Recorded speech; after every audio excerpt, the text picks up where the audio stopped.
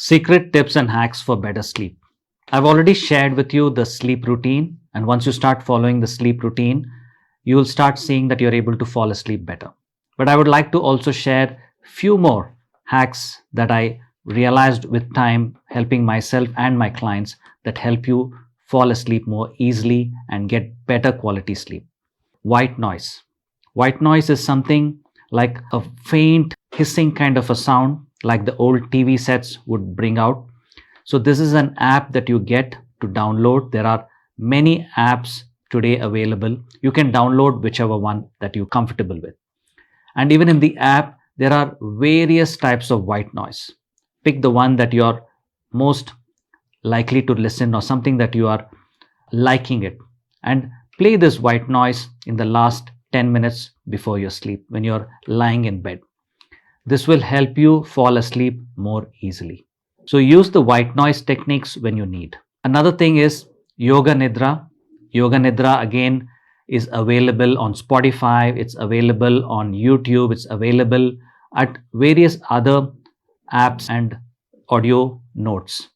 So play the Yoga Nidra from 15 to 30 minutes, lie down in bed, play it by your side so that at the end of it, you're already falling asleep. Many times you may fall asleep even before the Yoga Nidra ends. Okay, play it lightly, keep your room dark, and you will slowly nod off to sleep. This is another hack that you can try for yourself. Third thing being a light meditative music. You can try playing some light music in the last 1 hour before sleep. Along with the warm lights, it will add to lowering that excessive thinking that we do at night time. Because only when we can lower the thinking levels can we get into the right mood or right frame of mind to fall asleep. Another important thing is reading. Reading is another hack, paperback books, even Kindle books, but making sure it's in the dark background. Although I would suggest to avoid any form of digital gadgets, just stick to old types of paperback books. When you start reading paperback books, also can induce a little bit of sleepiness. And once you feel really sleepy, close the book, keep it by your bedside, and fall asleep. Another technique or a hack that you could use is warm milk. Back in the olden days, people would give warm milk so that you could sleep better. Okay, so you can add some things to the warm milk, but just warm milk itself has got the power to give you that sleepiness, a drowsiness. You can, if you're lactose intolerant, then obviously this option is ruled out, but if you can, then try the warm milk itself.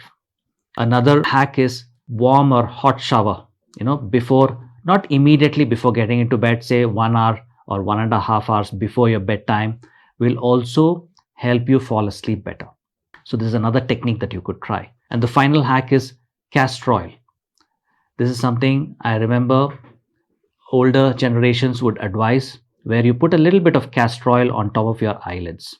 And when you do this, your sleepiness increases.